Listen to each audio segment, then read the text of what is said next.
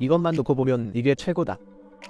라이젠 9000, 8000, 7000 및 그 이상 CPU에 맞는 마더보드를 만들어보세요.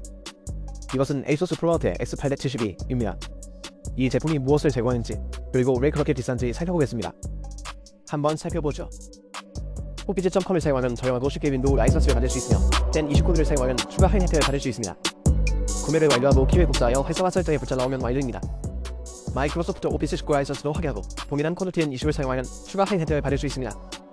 아래 영상 설명에서 호피즈.com을 확인해보세요.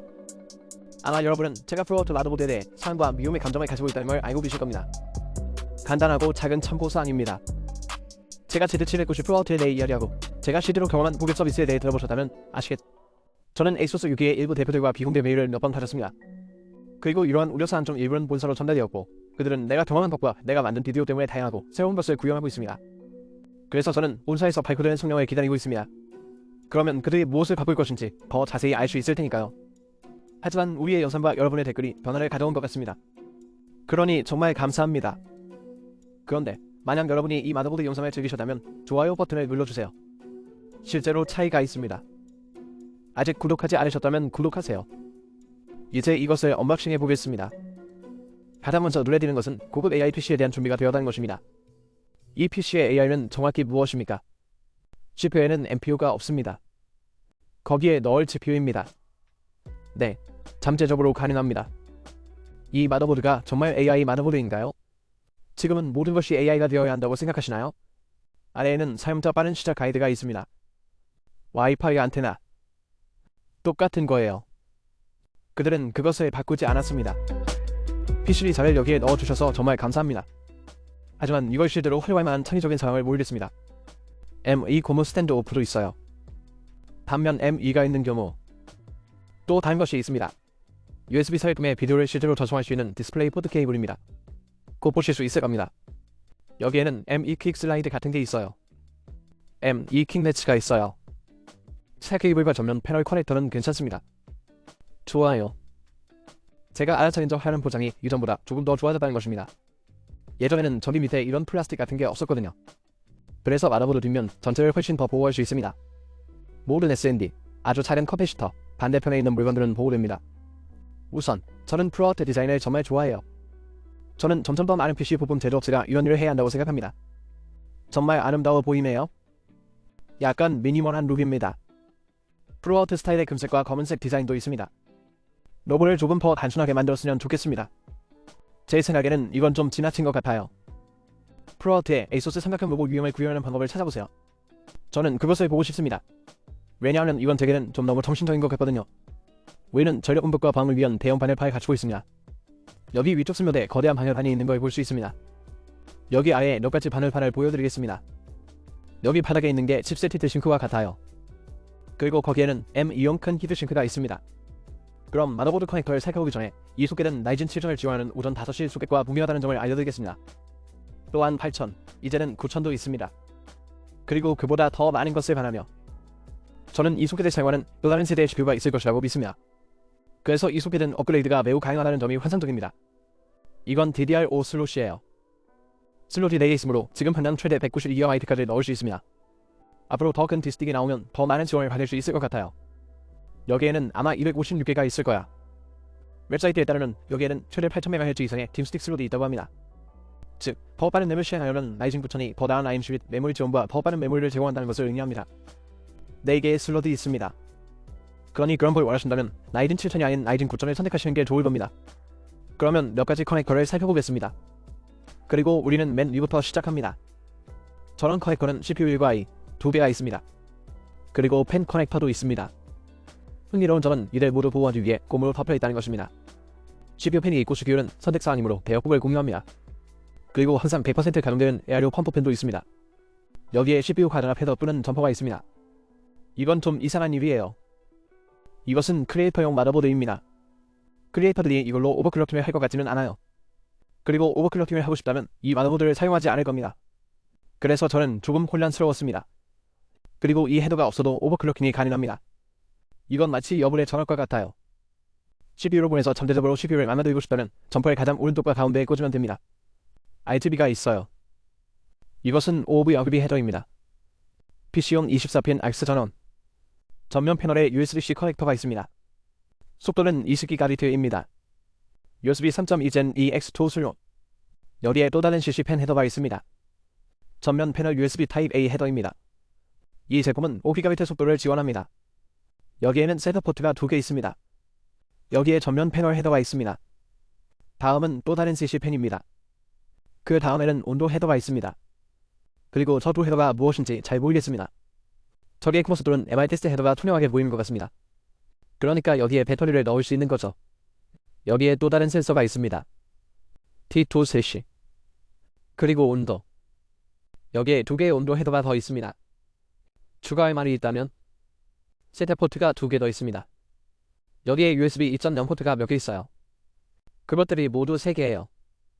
그리고 또 다른 오버드 헤더. 그리고 또 다른 오버드 헤더. 저기 TPM 헤더가 있습니다. 컴 헤더 및 전면 패널 오디오.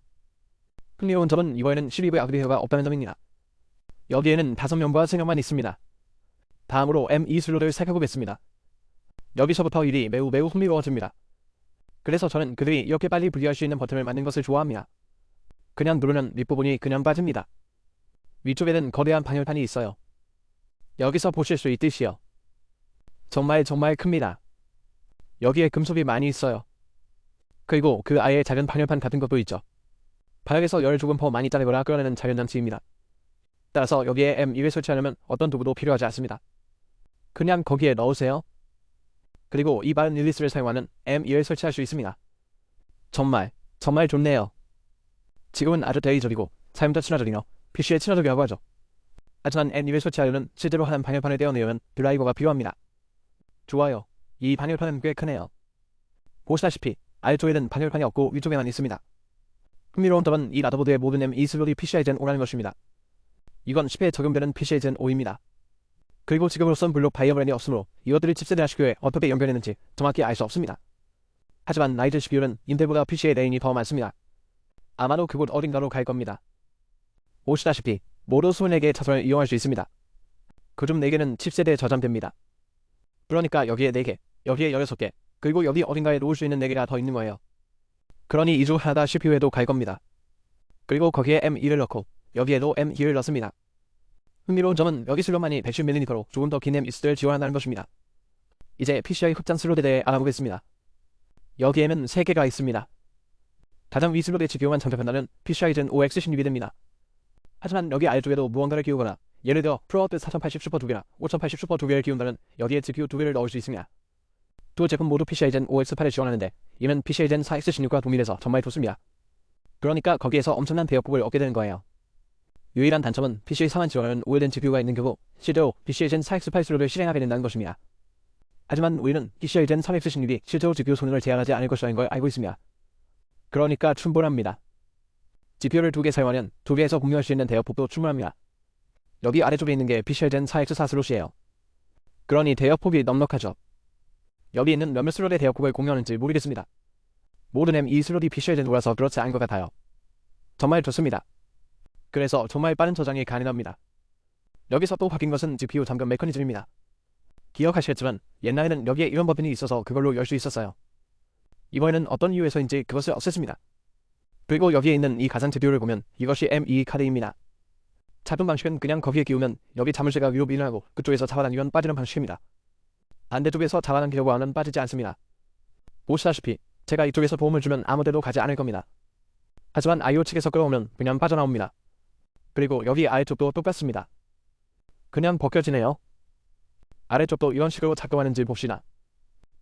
아래쪽은 그렇지 않아요. 그러니까 상위 2개만요. 그러니까 아래쪽은 실제로 열어서 잡아당겨서 빼내야 해요. 실제로 전면 패널 USB-C로 잠시 돌아가 보겠습니다. 왜냐하면 이것도 모바일폰의 최대 30W를 공급하는 퀵차지 4 플러스를 지원하기 때문입니다. 전면 패널에 USB-C가 있다면 휴대폰을 충전할 때 30W를 얻을 수 있습니다. 흥미로운 점은 거기에 추가로 높은 PCI 커넥터가 없다는 점입니다. 그래서 S롭은 다른 방식으로는 이 전력을 어떻게 공급받을지 잘 모르겠으냐. 마더보드 뒷면에서는 실제로 아무 일도 일어나지 않습니다. 저기 화재 진압 요원과 펑세관들이 있어요. 이것들이 무슨 용도인지는 잘 모르겠지만 별로 신나는 건 없네요. 뒷판은 검은색 끈이에요. 이제 여기 있는 굵은 IO를 살펴보겠습니다. 보시다시피 위의 와이파이 커넥터는 약간 다릅니다. 더 이상 나사로 고정할 필요가 없습니다. 그냥 클릭 한 번으로 연결되는 간단한 방식이에요. 더 이상 기어들 필요가 없습니다. 더 빨리 진행되어서 정말 좋습니다. 그리고 우리는 정말 미친 와이파이 7을 가지고 있습니다. 그리고 텐지와 2.5g의 두 개의 네트워크 포트 덕분에 연결성, 네트워크 연결성이 정말 놀라워서 무엇을 할 수 있을지 궁금하네요. 정말 좋아요. 오디오 포트가 몇 개 있습니다. 9 출력, 9 입력, 마이크 입력이 있어요. 따라서 관악 출력 오디오가 없습니다. USB 코트 측면에서는 10GBit USB 타입가 많이 있습니다. 이 모든 녹색 코트의 속도는 10GBit입니다. 7개면 여러분의 모든 자료를 저장하기에 충분한 대역폭입니다. 그리고 USB 타입 -4 포트가 2개 있습니다. 그러니까 이거랑 이거 아래쪽에 있는 거. 초당 최대 40GB의 USB4와 디스플레이 패스스루. 즉, 상자에 들어있는 GPU 케이블을 여기 포트에 꽂으면 됩니다. 그러면 거기를 통해 비디오 출력도 가능하죠. 이제는 실제로 내부 아이즈뷰를 통해서만 비디오 출력을 얻을 수 있습니다. 아시다시피 일부 아이즈뷰에는 아이즈뷰가 있거든요. 하지만 조금 더 강력한 성능이 필요하다면 GPU를 통해 디스플레이 출력을 여기에서 얻을 수 있습니다. 따라서 크리에이터의 경우 USB-C 비디오 출력이 필요하다면 매우 좋습니다. 비디오 출력을 위한 HDMI 포트도 있습니다. 여기에는 커머스 클리어 버튼이 있습니다. 여기에 바우스 USB를 꽂으세요. 이번 USB 2.0이에요. 따라서 적합한 디에서다 담긴 USB 스틱을 꽂으면 바우스를 쉽게 업데이트할 수 있습니다. 그 버튼을 누르면 포스 업데이트가 시작됩니다. 여기 뒤쪽에 20GB 속도의 USB-C 포트가 하나 더 있습니다. USB 3.2x2 슬롯. 그러니까 두 개가 있는 거죠. 전면 패널과 뒷면 패널. 그래서 매우 강력하고 풍부하죠. 여기서 제가 본 유일한 점은 이 제품과 X672 프로워트 마더보드 사이에 큰 차이가 없다는 것입니다.